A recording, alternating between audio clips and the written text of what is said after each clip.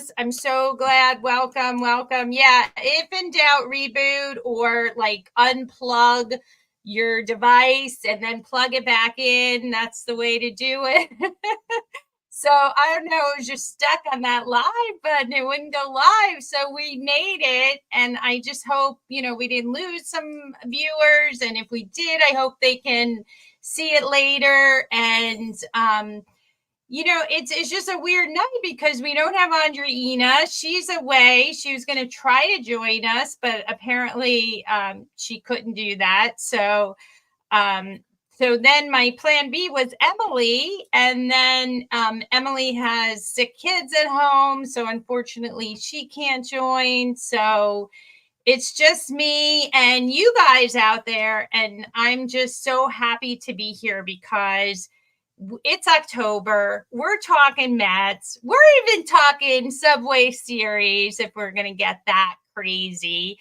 And I'm so excited. And guess what? The Mets won a game in LA, and that's great news because they're 1-1. They're coming home, and it's just exciting to have baseball in the fall. So let's hear what we have out there. Oh my gosh, good. We have some people that found us. Suzanne, oh, welcome. Okay, so I'm just going to say hi to everybody, do shout outs. I think I lost Darron. He was in the other podcast, and I hope he comes back because he's a loyal listener. And let's see, we have Margie with us. We have Jessica. We were talking Subway Series, so we have Suzanne. Okay. Suzanne she's a Yankee fan. Boo! But, we love her anyway. And we're glad that she's here because, you know what? I think most of us want to have a Subway Series or, something that exciting in New York. I mean, we don't have it with our football team. So, it's great if our baseball teams are playing well. So, would love to have a Subway Series. But I want to throw out to you guys a little poll that I did. If I can find it, I just went to check who really wants a Subway Series, who I guess is rooting for the Yankees over Cleveland so that the Mets advance. They're going to play the Yankees. And let's see what we had out there. So I'm going to check. I did this on Twitter or X, whatever you want to call it now. And we had 28% wanted a Subway Series. 33% wanted Cleveland because Cleveland rocks. And then we had 39% said it doesn't matter. So kind of interesting take on it was a small sample size, but it was a good kind of feel out there about what Met fans are kind of rooting for, going forward. The way I feel is that I just want the Mets to win one game at a time. I'm not even thinking, I'm not even thinking the end of this week. I'm thinking tomorrow. And, how's Severino going to do? If it's Severino, I think, pitching tomorrow. And then we don't even know the pitchers, for Thursday and Friday. And I'm just thinking, take that one game at a time. And also, let's just look at all the good that happened last night. So let's hear from you guys out there. What was your take on, well, first of all, Sunday's kind of disaster, and then let's talk a little bit about Monday and how they rebounded. So any comments out there that you guys want to share? Let's see who we have commenting. Let's see. Jessica says mid-October Mets talk is very weird feeling. Yeah, it really is. I mean, last year we were talking about what are we going to do in the off season, who we're going to acquire, who we're going to get rid of. Just it's so bizarre. And I know Suzanne's a Yankee fan. People, like Yankee fans are used to it, right? The expectation is for them to get to the World Series or at least be in postseason play. So they're just like, they're kind of like, hey, it's October. We expect to be playing ball. And that's not the case with the Mets. So let's see what. I am going to Friday's game. Well, that's the plan, because it's not only is it going to be warmer Friday, who knows? Maybe they'll be, it'll be a significant game and they'll clinch and move on. So, but that just works better for me. So I am going to Friday's game as opposed to tomorrow. I have tickets for both. So I'm picking Friday's game. And then let's see. So the Mets listened to my tweets last night when I asked for a first inning run. Okay, you did it. Yes, Lindor. And again, when I asked for a bunch of runs in the second, I hope they listen again tomorrow. Okay. Well, you're a good luck charm then. And let me tell you, Jessica, I don't know. You probably thought that was enough because they only got one run after that. So I think for the future, for tomorrow, for them to listen to you, I would love to see let's get runs consistently throughout, because I was getting a little bit frustrated for a while when the Mets were kind of not cashing in, later after the second inning. And I was so thankful that they got that extra run. It meant so much. I mean, they didn't, they won by obviously more than one run, but it just is that insurance run. It makes you feel better and more confident. And you're like, let's not get that tying run at the plate because we know what the relievers can do to Met fans. It's just agonizing sometimes to be watching these pitchers on the mound. And, one of the things that the Mets continue to struggle with, even though they played well yesterday and obviously well enough to win, they continue to walk batters. And I'm not sure how many it was. I think it was like 8 last night, maybe 8 or 9 on Sunday. Often those runs scored on Sunday if they put them on base. We were fortunate to get out of it with only 3 runs. Last night, I know Manaea had to come out in the 5th because he walked the first 2 batters, I believe it was. And, even though he was pitching well, he just got into that jam. And then, we just have to be careful about this team, because if you put runners on base, they're going to cash in. I mean, the Dodgers are going to execute, and it's something we have to be careful about. And the one thing I want to say about the Dodgers compared to the Phillies and compared to Milwaukee is that they're a patient team, and they will not chase. They're not going to chase at this bad, and maybe Mookie Betts will. But a lot of their players are very disciplined at the plate, and we can't be nibbling on the corners because we're not going to get those calls. So they're going to be put on base. It's going to be a recipe for disaster going forward, especially if they have guys who are going to steal on us or if they're going to play small ball. Obviously, they have the power. So we have to be smarter. We have to just even attack the batters. I think that's going to be the plan going forward to beat this team. Don't be afraid of them. Don't give them the free base. That's what I think. So let's see what else we have out there. Okay. Yeah. So, yeah, I know. Diaz, you're just, I don't know. Maybe it's that he wants to make us sweat. I don't know. I can't figure it out. But he's not the only one in this series that walks batters.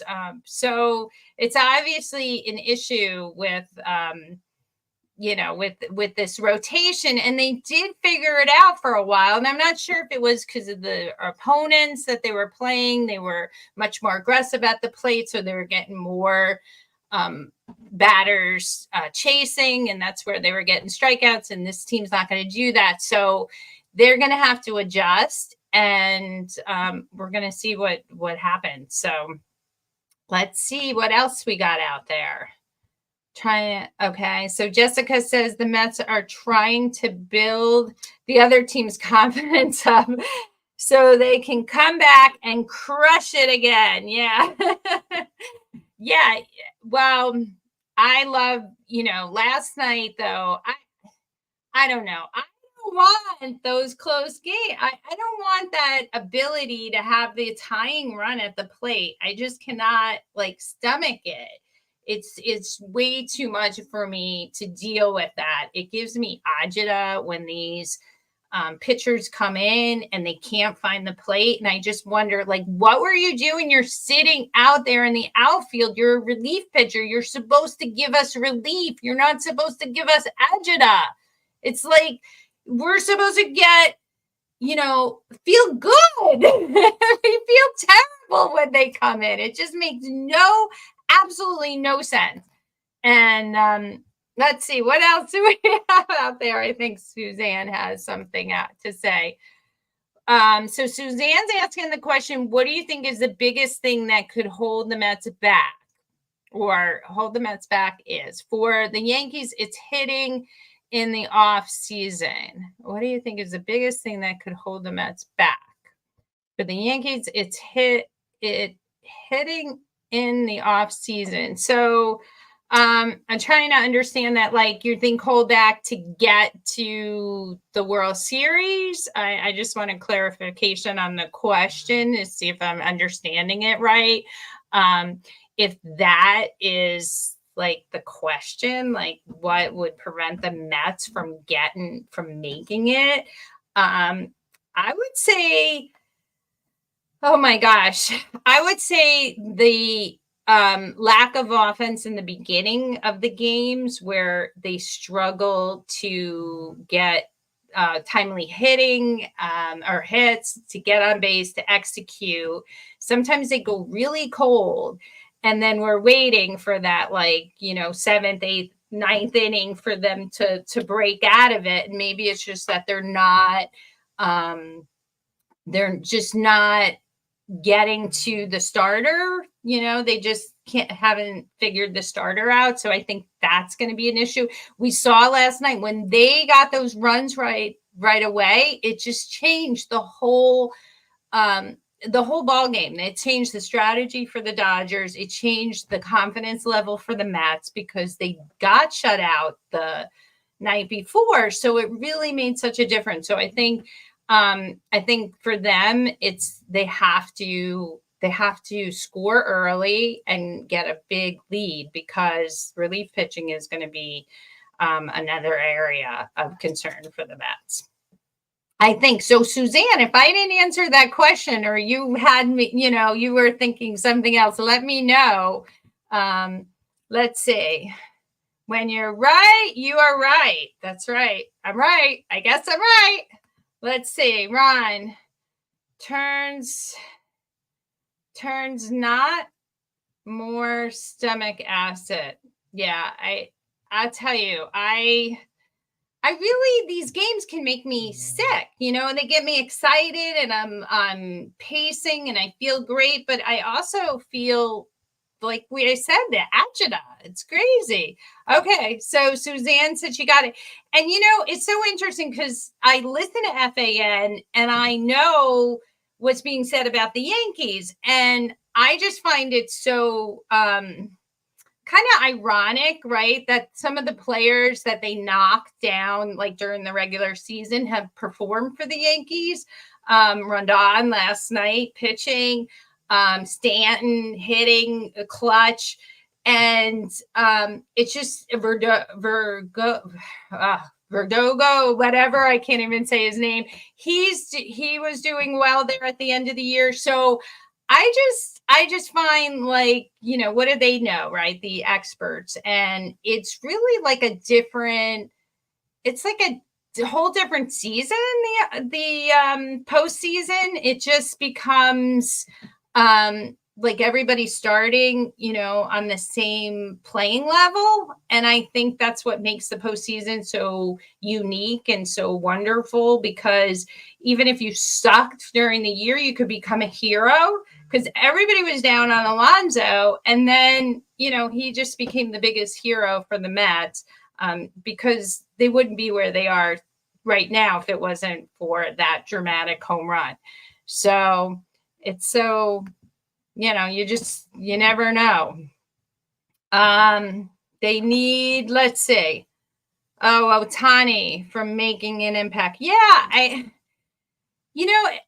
San Diego kept Ohtani in check, and then they still lost. So I think, yes, we have to keep Ohtani in check, but we have to remember that the Dodgers have a lot of key players. So it's just up and down their lineup. So it's not just Ohtani, even though, we're annoyed at Ohtani more than any other player, all his records, his gambling problems, the attention, all that stuff.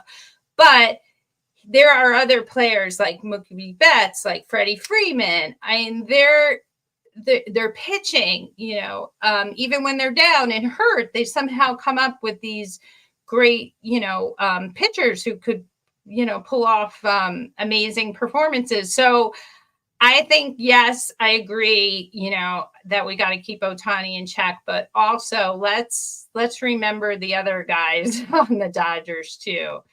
So let's see what else we have out there.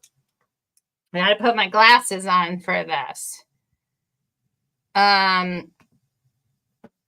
Pitch him nothing but junk. Yeah, I mean, don't give him anything. I mean, we did walk him, right? Didn't he walk twice last night? So, let's see.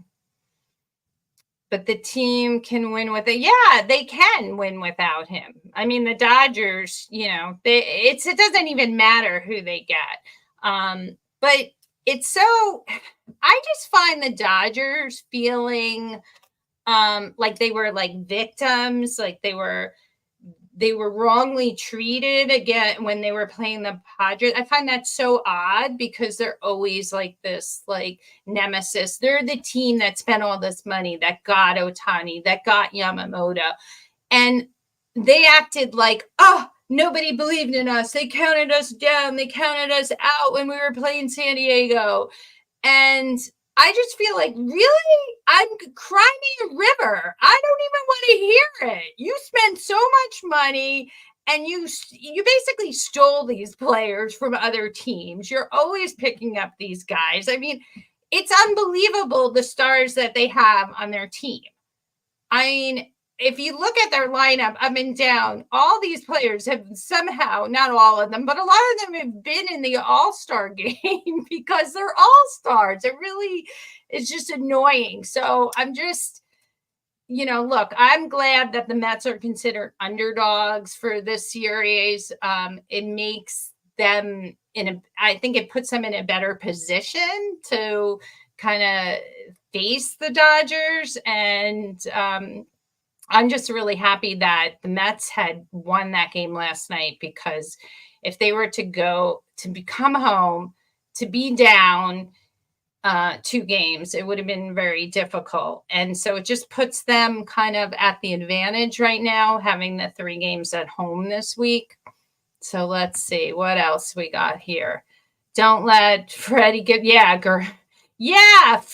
that's right. If we're going to have an injured player, if there's going to be an injured player making an impact in the playoffs, let's have it be Nimmo and not Freddie Freeman, because we got like 2 guys out there limping. Freeman on the Dodgers side, we got Nimmo with his foot problems. So yeah, we don't want, and he's annoying too. And I always loved Freddie Freeman as just like a complete ball player, but not as a Dodger. So yeah, hopefully we don't let him, get to us. So let's see. What else? The weakness of the Dodgers is starting pitching. Yeah, except for, Sunday night. Yeah, I mean, they have so many injuries, so it's true. Like who are they setting up, going forward to face the Mets? And it'll be interesting. Yamamoto's good. But even though he had probably his best outing postseason against San Diego the last time they faced the last game, he did struggle when he did face them before. So he does have some weaknesses. So even their best pitcher now has some weaknesses. So let's see. I heard this too, that the Mets would be starting McNeil and Torrens, but I didn't see like the official kind of announcement. So if anybody has it like officially, let us know and then give us your source, because I did see it as a headline, but I didn't see it, kind of confirmed. I would have to say I'm not surprised at Torrens, because Alvarez is not doing the job at the plate. He's struggling, and it just seems like every, ball he's trying to hit it out, as opposed to just making contact and hitting it where the opponent isn't, and just trying to place the ball strategically. He's really off mentally at the plate. So I think Torrens, being a veteran that he is and having some experience with the pitching staff, he can handle it behind the plate.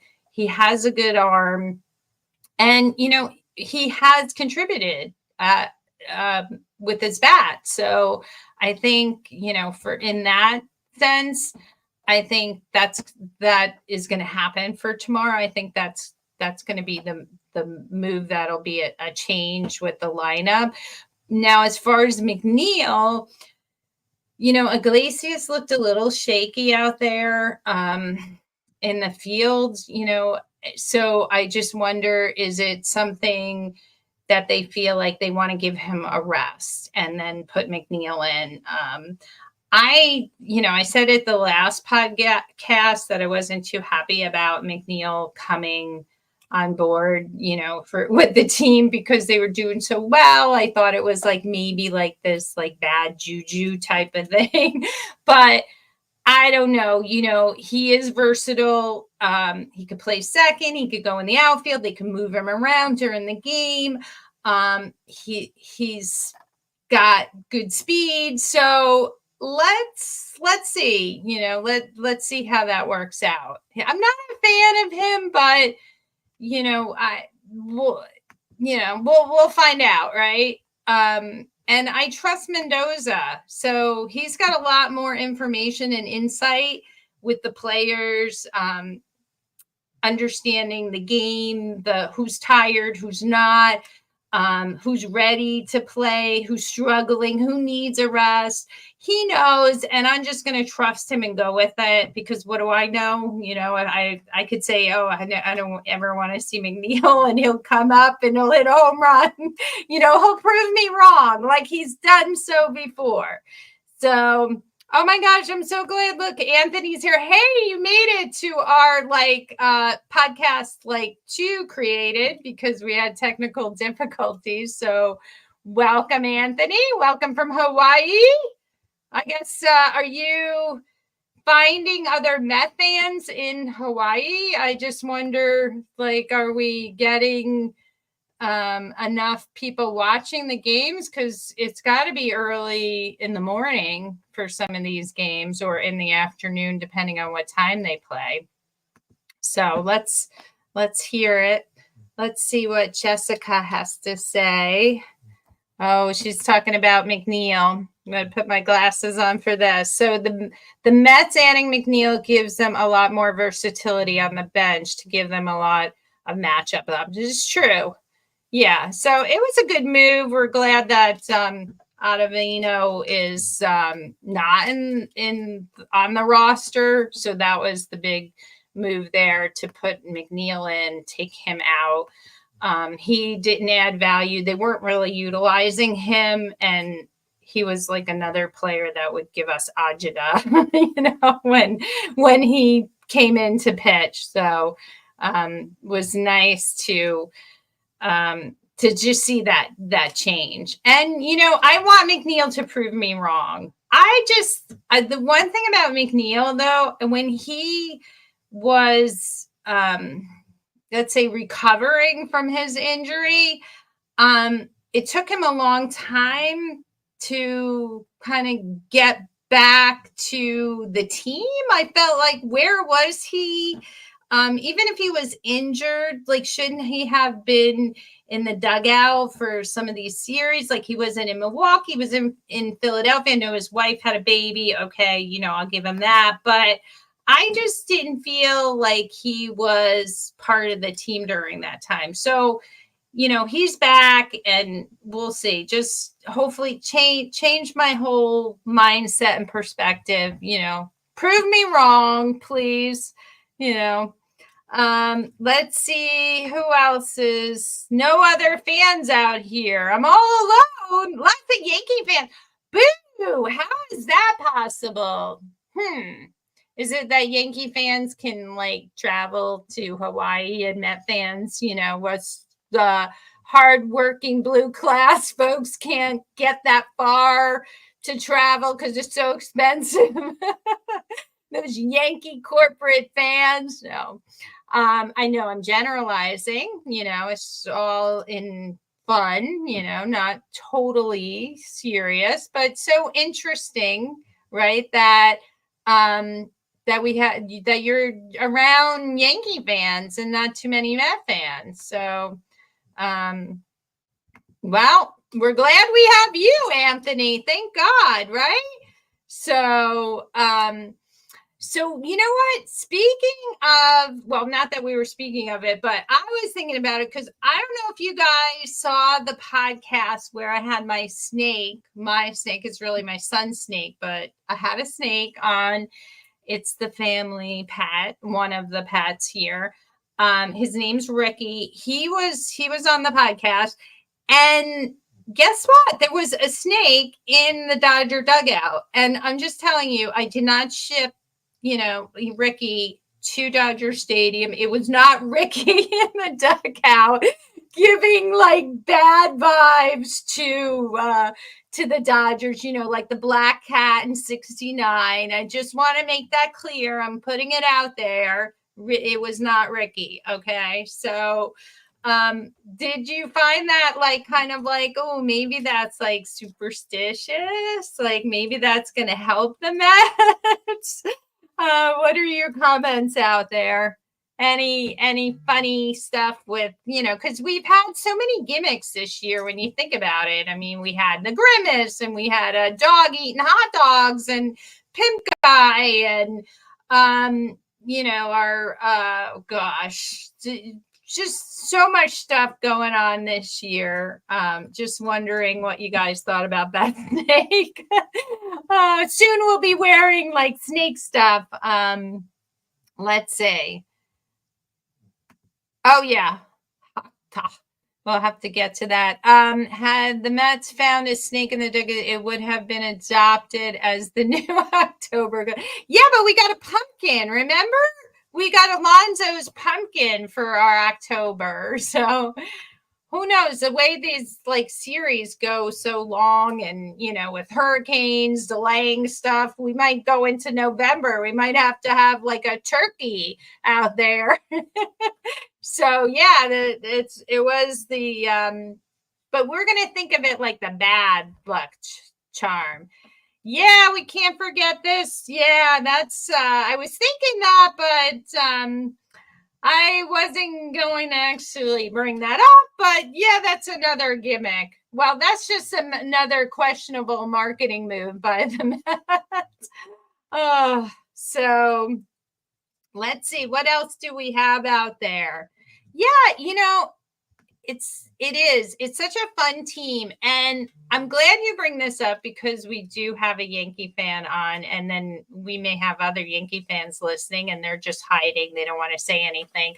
But I'm curious, Suzanne or any other Yankee fan out there, how you feel about the fact that the Mets are a lot of fun, and the Yankees, of course, they're fun when they're winning for you, but they're kind of boring, right? I mean, and that's probably okay with you, but I'm curious about, how you feel about it, because I've heard some Yankee fans like saying, I wish it was this much fun for us, or, how come we don't have like the grimace, or, these corny things, the pumpkin or the pimp guy, or so anyway, let me know what you think about that. I'm curious. Any comments? I don't even know what time I started, since I did this, came on like the second round here. So but we can like keep this going. Let's see. They also don't have the oh yeah, that's true. Like, yeah, it's true that the Mets are like being a fan, it's sort of like the black sheep of the family, the redheaded, I don't know what they call it, the step kid, or just somebody who has a tough life, always something going wrong, just jinx, just it's bad luck. And the Yankees, they seem to be that like successful, doing well, the favorite child, if I'm going to compare the two. So that's the way I feel. Let's see. Yankees have 2 fun at bats every 3 innings with Judge and Soto, and then the rest of the game is boring. Yeah, it's true. And it's a lot of pressure for them. Like, when you think about it, when Judge wasn't hitting before, they were like, oh, Judge, he's not hitting. And, when you have like 2 of those guys and they're not doing the job, then, what do you have, right? You don't have much, but it's true. Those 2 are amazing. And I'm sure that brings a lot of energy and excitement for the Yankee fans. I don't know if I want to see it, though. I don't want to see the Mets facing them, but yeah, maybe I do want to see it. Maybe I want to kind of revenge from 2000. So let's see what else. With the home run apple, yeah. I think, what's great is they have the count in the outfield of how many home runs the Mets have hit at Citi Field. And so it's always nice when they're tracking that. And I don't know if they differentiated like the regular season from the playoffs. I think they're keeping it going, and it's over 100 at home this year, which is cool. Let's see. The Yanks are expected to win every year, so there's a ton of pressure on them. Plus, they've been around forever.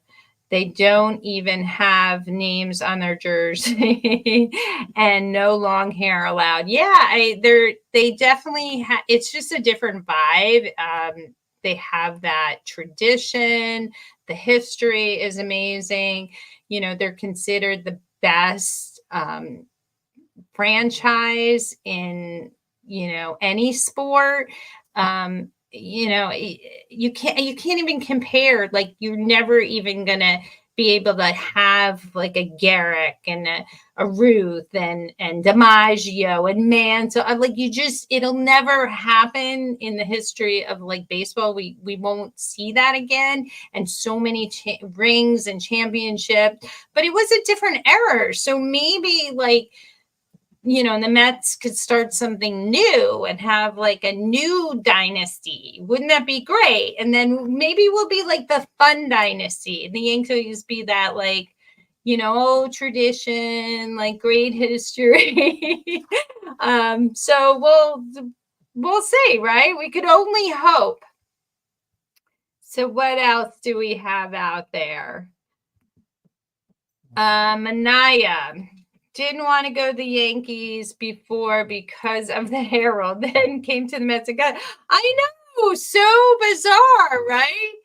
And when he came to the Mets with all that hair, I was just like, oh my gosh, I can't even see his face. Like, he looked, I don't know, I just got this impression of him like being a wild guy, and supposedly he's the opposite of that and has nothing to do with that, the fact that he cut his hair.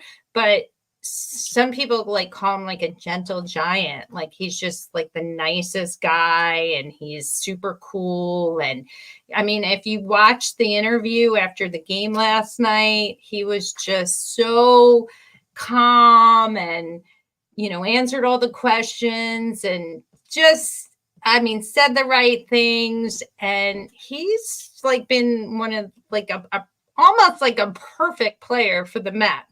And I am so glad we have him and not the Yankees. And we'll let you grow your hair like you've grown your facial hair, and you can grow it long and frizzy and out like mine. You know, please just stay with us. Do not go anywhere. That's what I'm saying. Especially after Chris Sale saved your butt this year, or you did something to see Chris Sale and learn from him. And I am, oh my gosh, I am so thankful for it. He could be one of the MVP for the Mets of the whole year. Really, without him, they wouldn't be here. So I love it. Yeah. So I think that's it. You know what? A couple things though before we get off. I'm so sorry, first of all, for all the technical problems. I'm glad you still join. I hope if there's people like watching later, they find this podcast. They don't go to the other one waiting for something. But I hope, you know, we're back here talking about going forward, or at least like if we have to go back to LA, that we're going back being positive, being up, like, you know, a game. I hope that's the case. And, you know, let's go Mets. And I can't wait, you know, I can't wait to report to what it's like at Citi Field on Friday night. And let's just hope we're in a good position come Friday. So thank you everybody for joining. I'm going to play some music to end this. I appreciate it. Let's see. What are we going to play? Let's see. We could do, oh my God, because that's what I was playing before.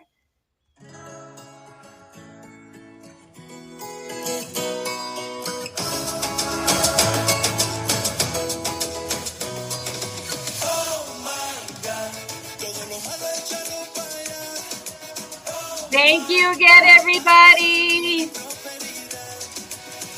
Share, like, let everybody know.